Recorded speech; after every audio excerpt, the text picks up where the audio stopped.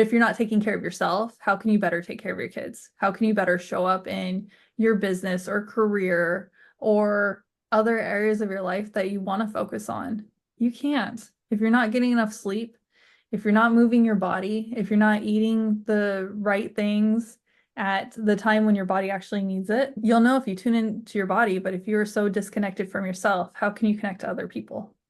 So today on the podcast, we have Autumn Carter. She's a life and parenting coach, the host of Wellness in Every Season, and a mom of 4 kiddos. She loves to empower moms to rediscover their identity beyond their motherhood, find balance amidst the chaos, strengthen relationships, and pursue their dreams. Welcome, Autumn. Thank you. And I'm actually going through a bit of a rebrand because now that I'm a parenting coach, I'm realizing, and I've coached men, I'm like, maybe it should not just be for women, but that's where my heart is. That's fabulous. Yeah. Very good. There are several men that lose themselves in parenthood as well. And I've even coached people who aren't parents. We all struggle in life. Life can be so hard, and we get stuck thinking it's supposed to be. It doesn't have to be, and it's not always supposed to be. There are moments that are supposed to be hard. Yes, we're supposed to learn from it, but we can find joy in the hard things because that's where we learn. And if we learn, then hopefully we don't have that trial again. That's my whole mindset anyway. That's really interesting. This wasn't the first question I was going to ask you, but now that you brought that up, when it comes to having joy, I think you're right. I think that moms settle in, people in general, like you said, settle into a negative perspective. Like it's almost like this stone that just gets bigger and rolls. So, how do you try to identify that you're doing that? How do you make yourself aware that's happening? What I have realized in coaching people is there are several people who don't feel quite, they're satisfied, but they're not happy.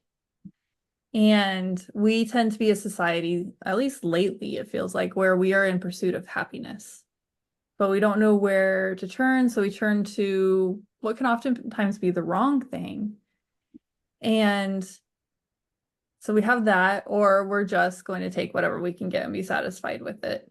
What if both of those have good and bad to them? What if we instead look at a lens of curiosity of what am I trying to fill this hole of happiness that is in my life with? Are those things good or bad? And what if I have become stagnant in just being satisfied with whatever life offers me? I was having a conversation with my husband. He's my best friend. I'm very blessed to have that. And we work hard to make that happen. That's not just ta-da, it happened. Yes, it's ta-da, it happened, but we work hard on it. Is probably a better way of saying that. But we were talking about how there's a difference between complaining and there's a difference between manifesting in the way of saying, I am looking for something that will change this, or I am seeing that this isn't working right in my life, or whatever. And this happened because I have a very good friend of mine who has a rental van. Her van was hit, so she's had a rental van for 2 months, and it's the newer model of what I have. So we were talking about things, and she was saying, I don't know how this works. And I happened to be in her car because we were going for a walk and driving to our destination rather than just walking from one of our houses. And I was like, hold on, I can help you with that. This is my van. Have you tried this? Have you tried this? Look at this feature. And she's, oh my goodness. Can you and your husband learn about my van when I get it back? Like the one she actually owns. If you spend time being curious, you don't always need somebody else. Read the owner's manual, those type of things. But I've been really thinking about since that and having that conversation with my husband of what is, you need to be happy, you need to be happy. What is that? What are you feeling? That is a need that may be a childhood wound. And then what is you being so overwhelmed by life that you can't even take care of the little things that are annoying you each day, so they're no longer there. Sometimes it's one of those we need to slow down and adjust something, but we're just too busy going that we're not doing that. That's what I like about life coaching, is that I get to help you work these things and bring to mind There's some things that you're just, this is the way it is, this is the way I have to live, where no, it's not. And I get to bring that to mind to you through asking questions and reflecting back to you. And I feel like I've gone on a little bit of a tangent, but I just feel like there's a lot of people out there who just are either in that drive to find happiness, and you steamroll people along the way sometimes, or you're just going to take whatever you can get and you won't look and reach for maybe that higher fruit on the tree. Interesting. And I don't think you're going off very far, because I think a lot of people see happiness as obtaining something. I'm going to be happy when I get XYZ. And then you get XYZ and it isn't really filling what is actually missing, right? It's not the joy that you talked about in the very beginning. It's different. But I think as a mom, sometimes you feel trapped in the world of, okay, it's the next day, it's the next day, it's the next day, and this is how it is, and this is how it's going to be. And I'm a mom, I made this decision to be a mom, and I don't want to say stuck because that sounds horrible, but you're in this routine that is just confining you. Is that kind of what you deal with a lot when your clients come in, mom or dad? I was just even thinking of myself during the summer. Times where like, We I'm do. stuck in this Yeah. moment. I know I chose this, but oh my goodness, they're at each other's throats and I'm about to scream and run away. Yeah.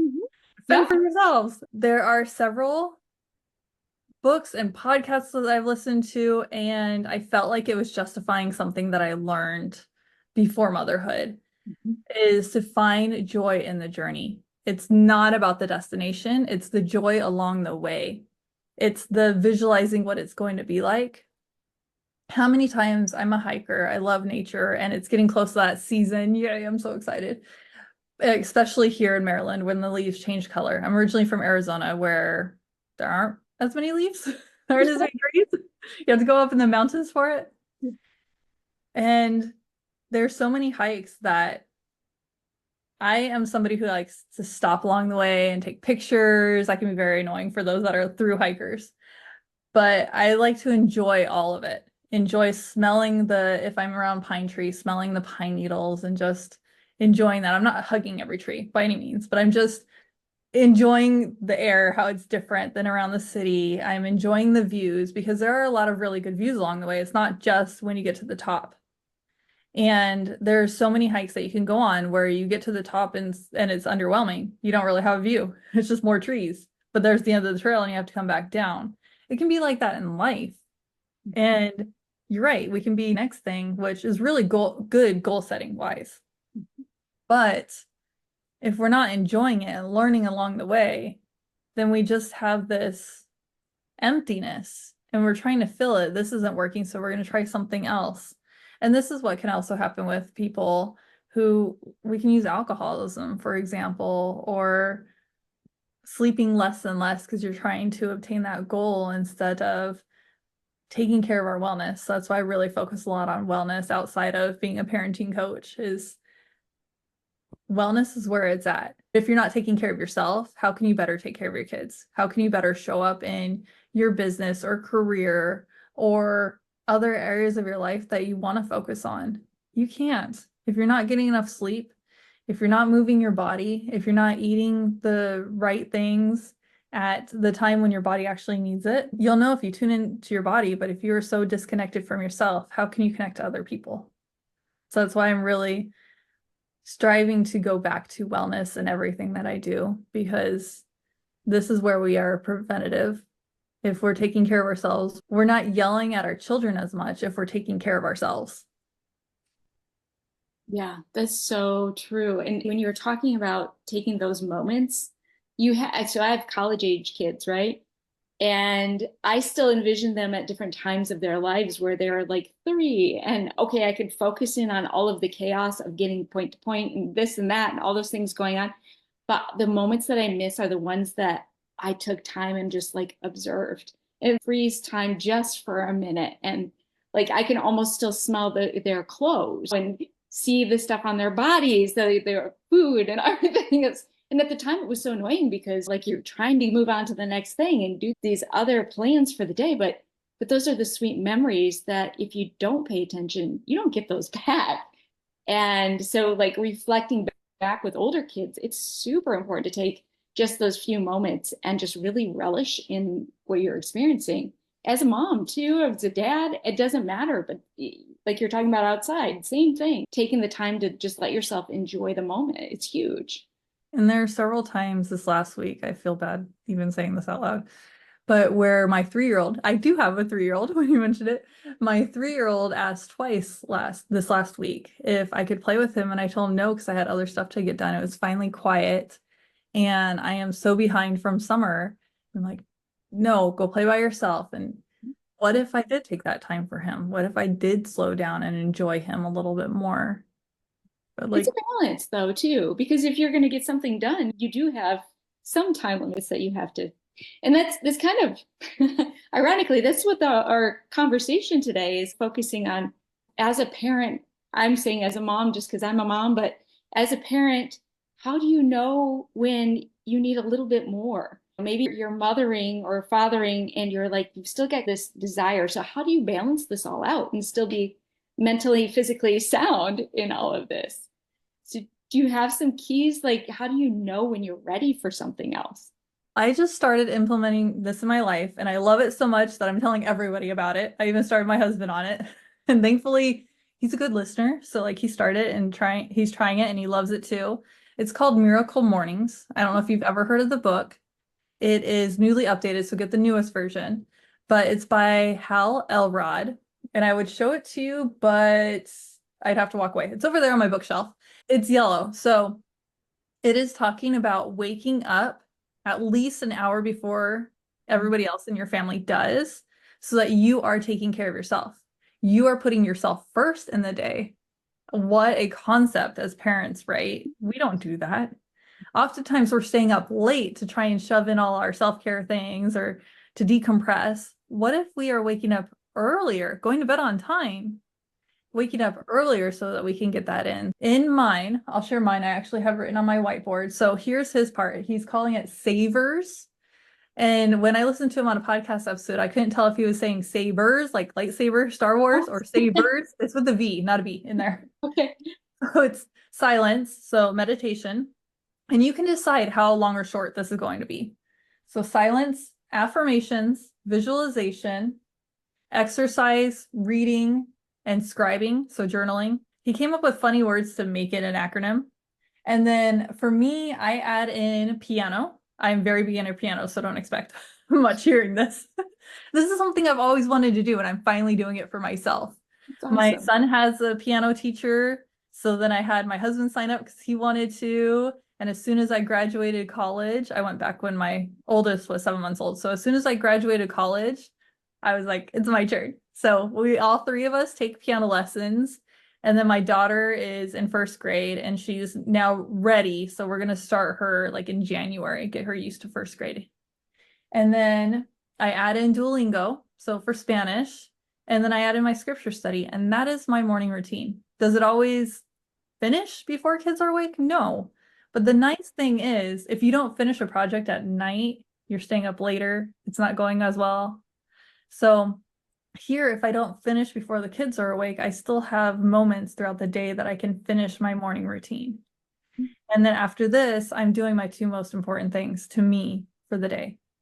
What did I write out that they are in my journal? Okay, that's what I'm doing as soon as I have that, make that opportunity, not have, because we all have the same amount of time. As soon as I make that opportunity. And I found that to be so important for me, and it's filling my cup in such a huge way because summer really depleted me, especially the last few weeks, that I feel energetic. And my trick, because I am a snoozer for the morning, is we have a smart light switch and we have it turn on to wake me up. So it turns on at 20%. It's not full blast because if you want cranky autumn, that's how you get it. But so that's happening while my alarm is going off. So even if I'm trying to snooze through it, pass in and out, lights keeping me awake. So I'm then getting out of bed. And I found that to be so motivating, so helpful that I have a daughter who is a bit of a turtle in the morning. She is a mini version of me. We're more night owls than morning people naturally. So I now have her waking up half an hour earlier so that she can get through her stuff in the day. So she's losing her later bedtime that she gained from being a little bit older. So now it's going into this. And she likes having that time with me in the morning. And with her being the second child, she gets lost in the shuffle. So it's really working out. So I really highly recommend if you don't want to do a morning routine like this, figure out what works for you and make it as non-negotiable as you can. Because you need to remember as you're taking care of everybody else, you matter too. The reason why I chose to focus on moms for so long in my business, and it's still going to be the heart of everything I do, is because we tend to not even have ourselves on our to-do list. We're not even on the back burner. And it is so easy to lose ourselves in motherhood because we are taking care of everybody else. And if everybody else is taken care of, then we go volunteer in the community. We find somebody else who has needs, forgetting to look in the mirror because we also have needs. That's my soapbox, one of many that will probably happen right now, but that is my biggest thing. This is why I focus on wellness, because if we're not taking care of ourselves, we can't show up the way that we want to in the world. We're snapping at people and we don't mean to. We're neglecting ourselves for so long that we can end up with disease. My degree is in applied health, so I can speak to these things. I've studied them.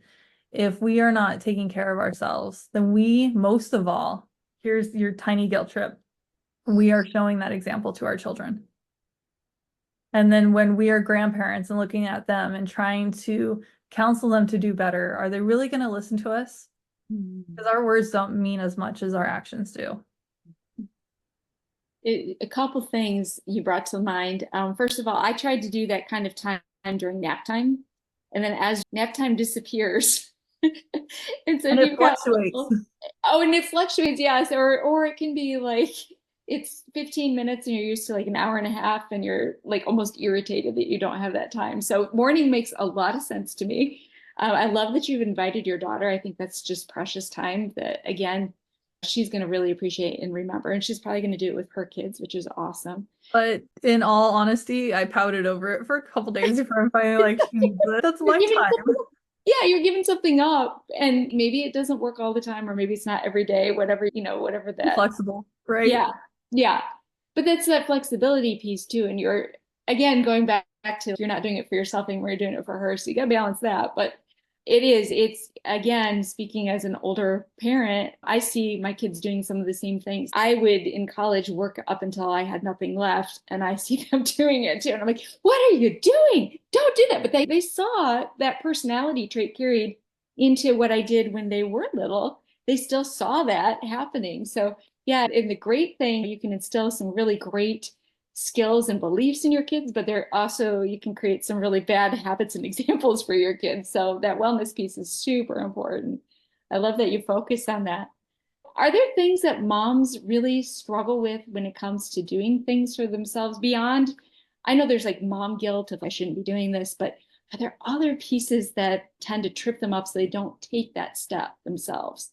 I'm actually creating a program because of this, because we talk about self-care so much. The we as society, globally, we talk about self-care, but it's so spoken of, but we have a hard time like really grasping what is that? What is that for me? What does that look like?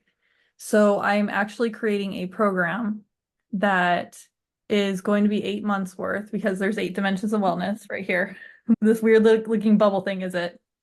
And we are going to go over what self-care is each week. So each month we'll have a different area or dimension, whichever way you want to call it. And each week we are going to focus on one self-care thing you can do for the week for that to help with that, because we talk about self-care. Like I've even been stuck in that rut.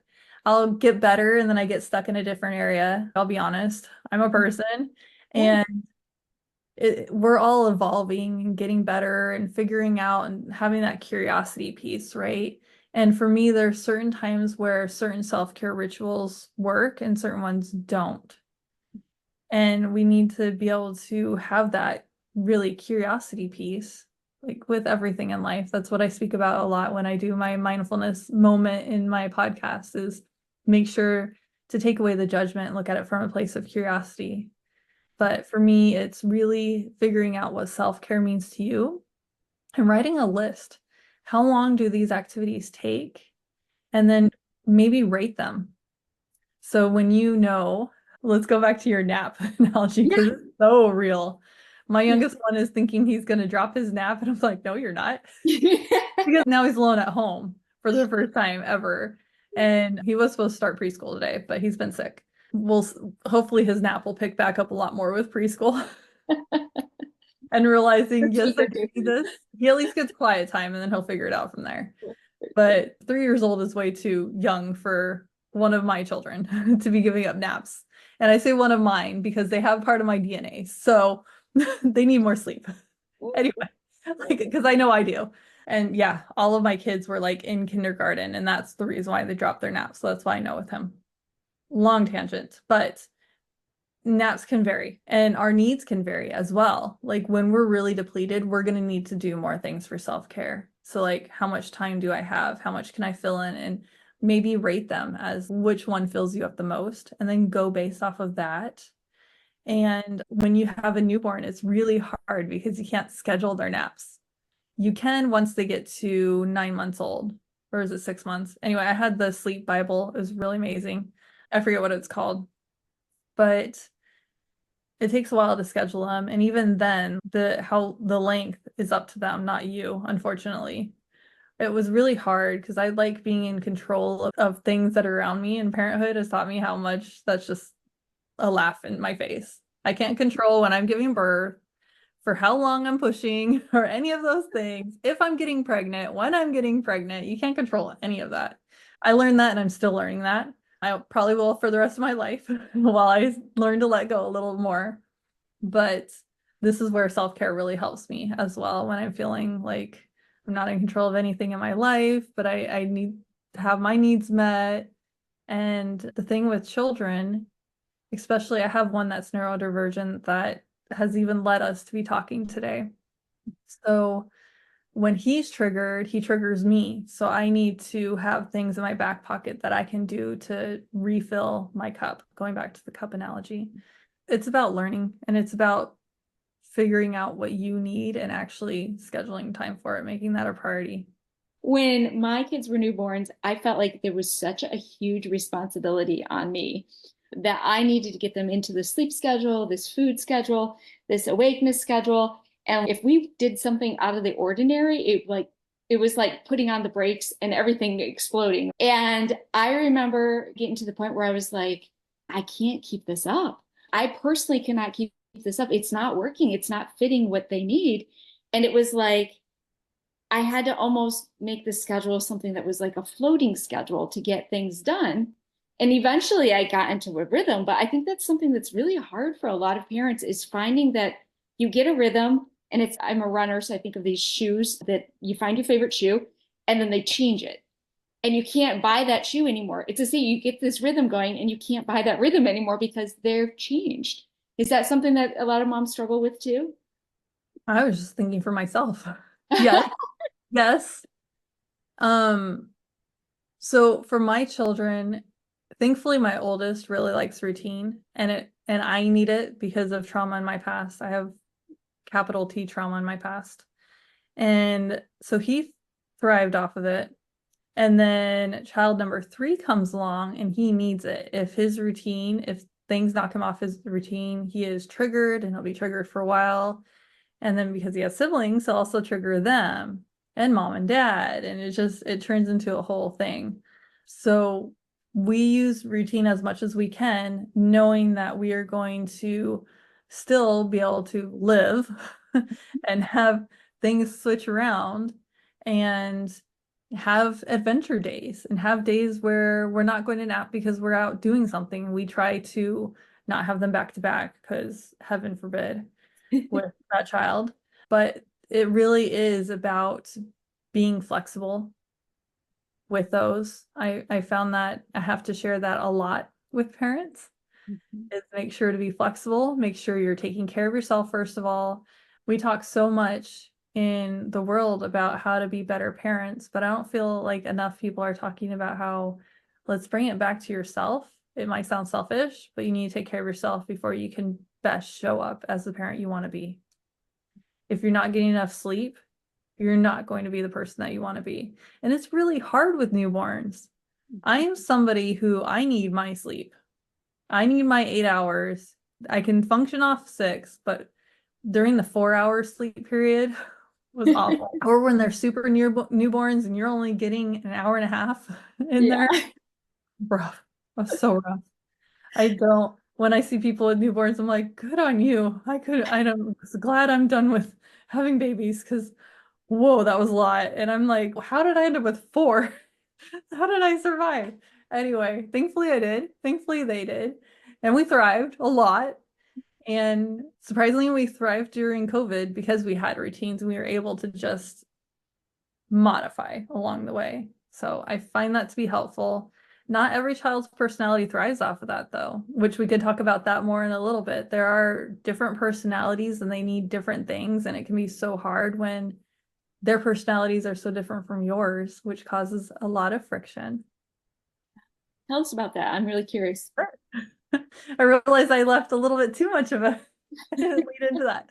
Let me back up and I'll tell you about this. The child I've been mentioning quite a bit. My third child, he has some neurodivergencies. He is a harder child to parent. He is so sweet and so loving and so defiant. He's a package of all these things. He is a puzzle.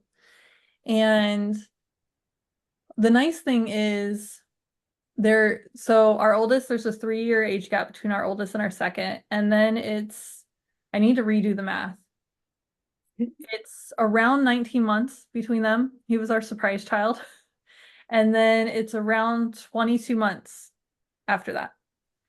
So it was really nice to have just that sandwich of these 3 children are close in age because I was able to compare. I know we talk about how comparing is not good, but in this case, I was able to compare and see where he was and see things aren't quite where they should be.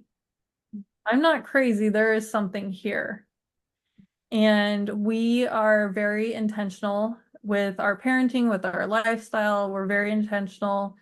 And we realized that we wanted to get this taken care of before he started kindergarten. Unfortunately, the wait list for getting him evaluated medically was over a year. Wow. I needed help. And I am religious, so I was praying for help. I was talking to different people. This is where part of that manifestation comes in, where like I'm voicing my needs to other people, asking for help. I was reading parenting books and I took extra parenting classes while in college, and they were fitting for the other 3 children, but not this one. So it's okay. Some things here. As we talked about, I have my own podcast and I interviewed somebody who is a parent coach. And I was interviewing her for my podcast, for my listeners, for other people. This is where a lot of good things happen when you're out doing good in the world, good things come back to you. And after my husband could tell, even in the interview, I'm like, oh, this stuff would be really useful for me. I was mentioning this child. I did not even edit the podcast episode, and I had my husband listen to it because I didn't want to wait that long. Yeah. Just listen to it raw. Tell me what you think. I know it's longer than what I'm going to edit it out to. He did, and he said, I can tell why this resonated for you. So we scheduled with her, and I told her, I want to do this, but if I'm doing this for me, I'm going to want to share this with other people. So that's how this all came about, is I finished the program a month ago. It's so hard to tell at the end of summer. The days are weeks and who knows anymore. Sometime in this summer. At least several weeks ago, I officially finished the program. And what really resonated with me is that she uses the DISC model, which I did learn about in school.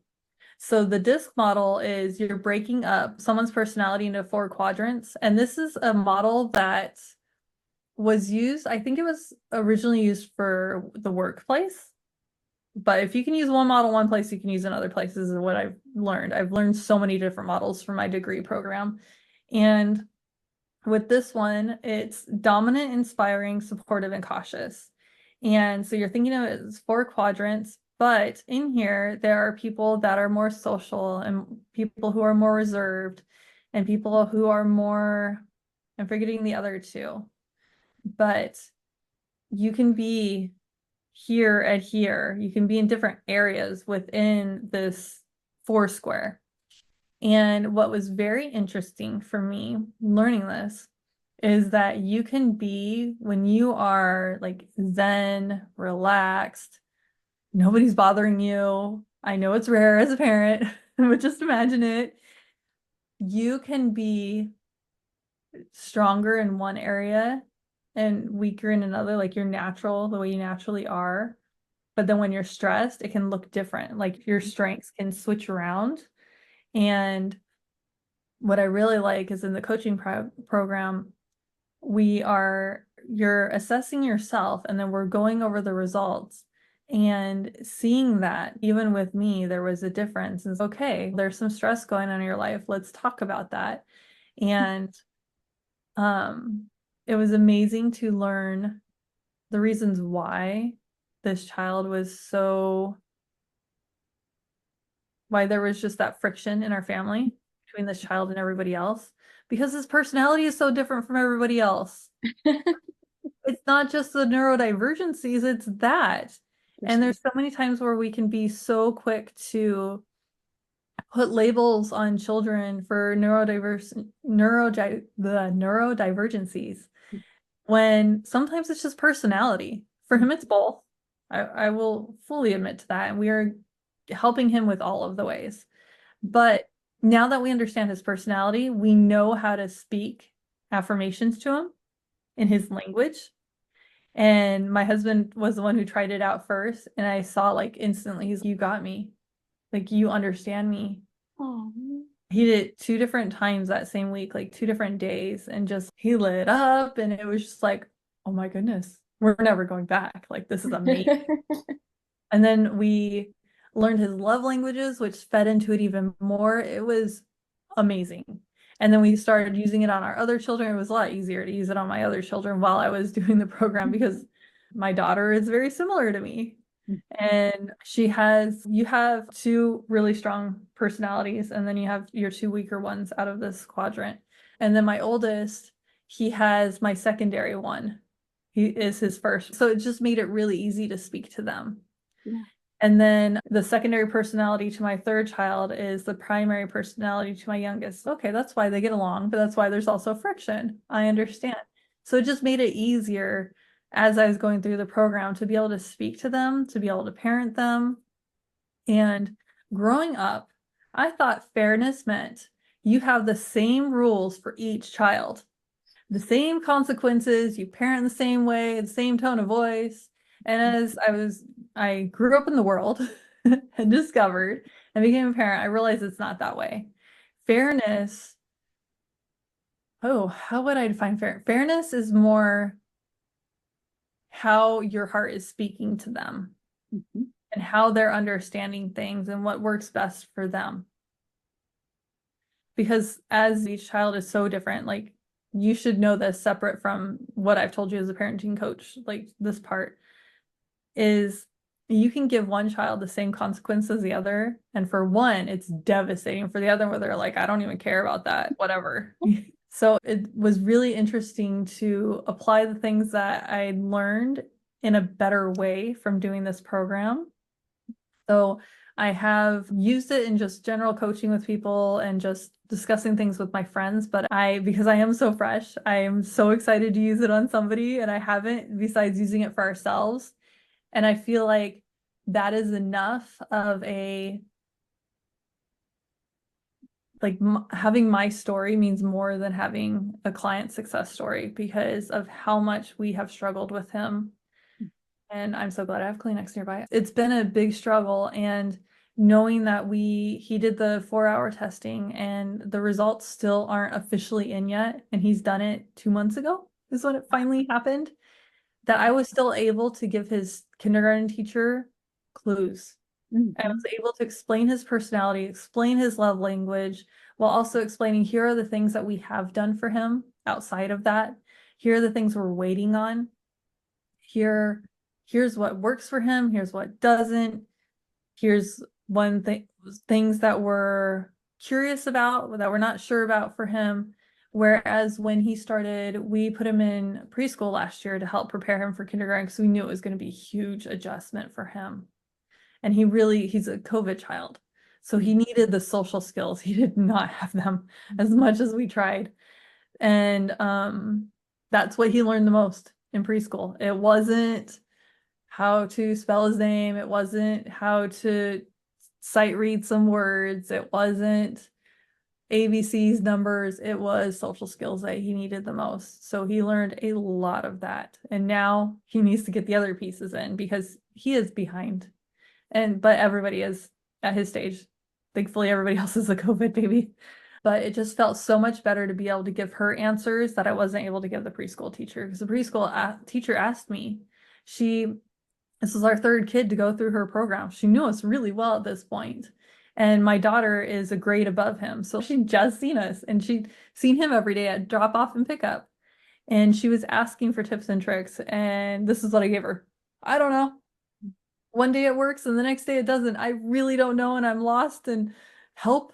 And the reason why we started looking for help so soon, we were already starting to, but like really diving in, is because he was almost kicked out of the preschool program because he was disrupting enough of the class and they were then doing the naughty things he was doing. And which made it really hard for her to try and teach.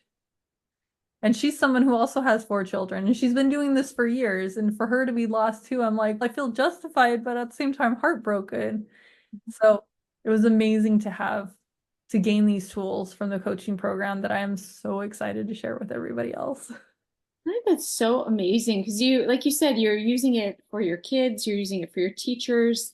School is a big obstacle that we just have barely talked about, but and then I'm just thinking as he gets older and he's meeting other people, not that everybody will have their disc profiles, but he'll at least be able to recognize techniques, traits in different people and how to handle them, which is awesome too.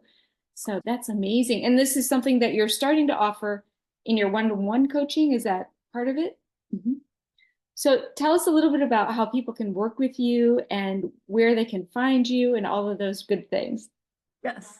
So to answer your question, sorry, my little child just came in here, the one who's sick at home.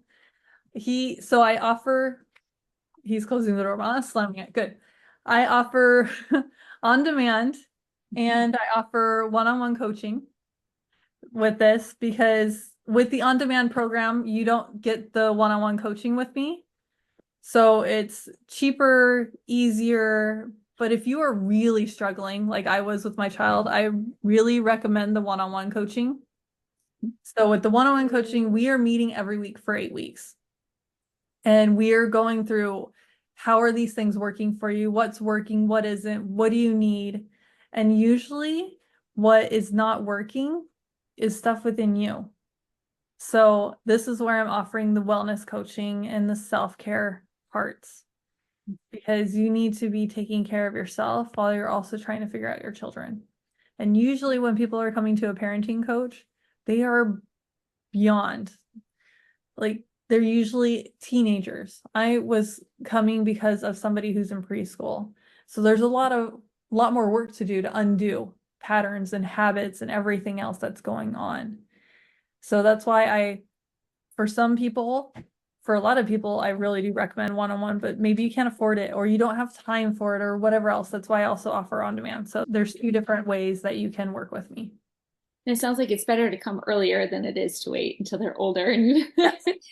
if you're questioning it, you should definitely reach out to you. And it's like, when should you see a marriage therapist?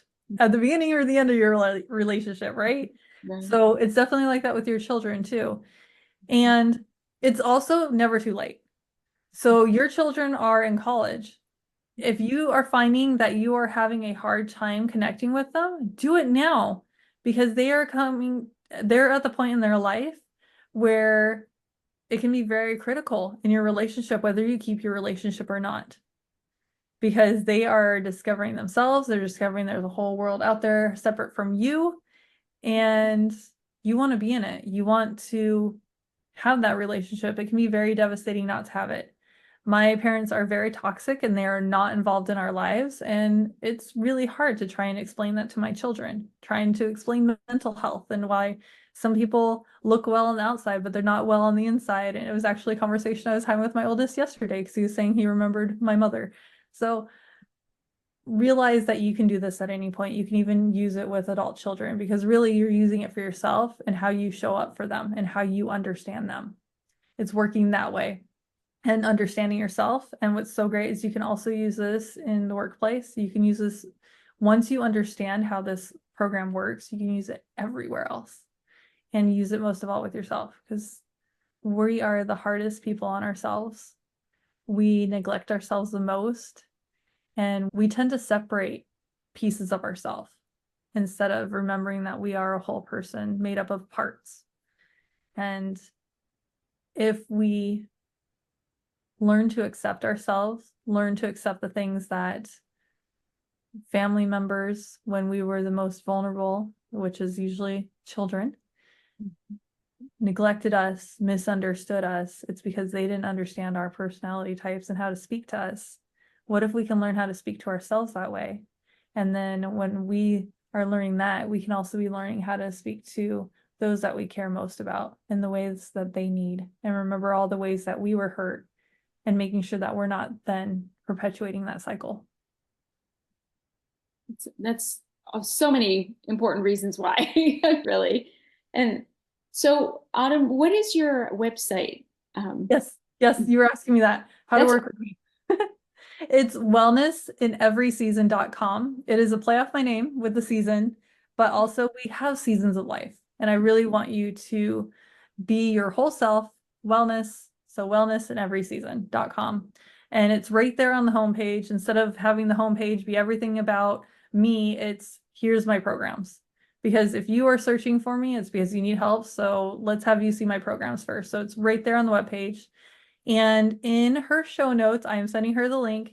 You can sign up for my newsletter. And with that, you are getting, according to personality types, how to speak affirmations to them. So you can already get a sneak peek on how this works. So check out our show notes for that. That's awesome. I love that idea. And then if you are a mom who's listening or a dad listening and you're saying, okay, there's joy in my life, what are a few things that they can do? Just quick things they can do to start reclaiming some of that today. The first one, start doing the morning routine. It's amazing. And I have another newsletter one for that, but I won't show that in your show notes just because I don't want to give too much in the way that it is overwhelming. I tend to be that way as a friend. My husband's, you need to slow down with the one friend that I mentioned. You need to slow down with her. Don't overwhelm her with all the good you can give her. You're right. And actually, I talked to her about it and she's like, no, I'm actually fine. Oh, good. But start with your morning routine and then go to sleep earlier to make up for the morning routine. If you're having a hard time going to sleep, then spend some time doing the mindfulness practices, spend some time thinking about what you're doing that is making it harder for you to go to sleep. And remember that when you are trying to go to sleep, remind your body, remind your mind, it's sleep time now. That's what we're doing. We're not replaying the day. We're not replaying all that stress. We don't need to relive all that. We can to self-reflect and do better, but not while we're trying to go to sleep. Because good luck with your dreams. Good luck going to sleep. So really, morning routine, evening routine. Here's one, drink enough water. I'm from Arizona, so this is always with me. When I go walking, I have this huge water bottle I take with me in case I get lost. I'm not getting lost anywhere in a desert. I'm in Maryland, but I still do it. But make sure you're taking care of yourself so that you are being the example for your children. And to also bring more joy, if you have a significant other, I recommend weekly date nights.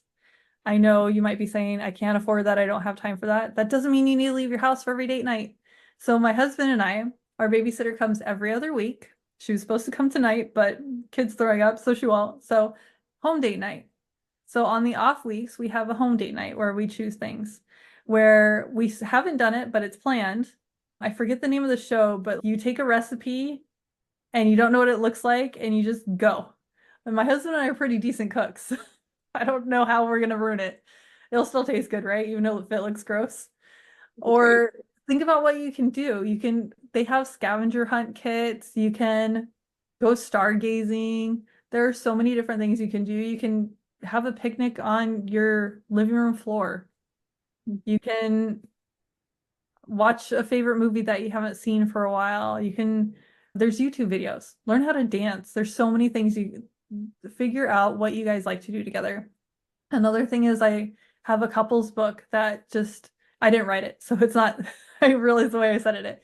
I have a couples book that I bought for one of our anniversaries, Christmas, a gift. And it has a bunch of different questions in there. So we'll ask each other questions and answer them. And they're very thought-provoking. And some of them are one of those, I have to think about that for a while type of questions. And some we just know right away, which is really fun to have that reconnection. And it's that reconnection with yourself as well as your significant other. Because there's times where I'm like, I didn't realize that about myself type of thing. So there are lots of ways that you can bring joy within your life, but think them through. Come from a place of curiosity and come from a place of wanting to know yourself in your current season, because we all go through seasons and we all have moments where we forget to update our Google Maps, so to speak. This used to be my trigger, but no longer is. I used to really enjoy this hobby, but now I don't, but I'm still doing it. And why? I have this family tradition that everybody needs to do, but nobody enjoys it, including me. And I'm the one who came up with it, and I'm the one forcing people. So really spend time figuring out yourself so that you can better figure out other people. Because the thing is, the hard fact is, and you're here, our children end up needing us less. So we're going to spend a lot more time with ourselves. So let's make sure that we like who we are. It's great advice. I love it. I love it. Okay, Autumn, I think that people are going to want to find out more about the DISC method. So I can't wait for them to get that downloadable in our podcast notes. And they're going to want to talk to you and find out more about their kids and themselves. So I just thank you for the time that you gave us today and the gift of just being curious and enjoying the moment too. Yep, very true. Thank Thank you. you. Thanks for having me on. And I know that parenthood is tough for you guys. And know that we are rooting for you in parenthood. That's why she has this podcast. And that's why I became a parenting coach, because it is hard. It's amazing. It's amazingly hard, but it's worth it. You're worth it. Remember that even on days where you just want to curl up in a ball and cry, that you are worth it. You have such a divine worthiness. Whatever divinity means to you, you have it, even on your worst days. Thank you.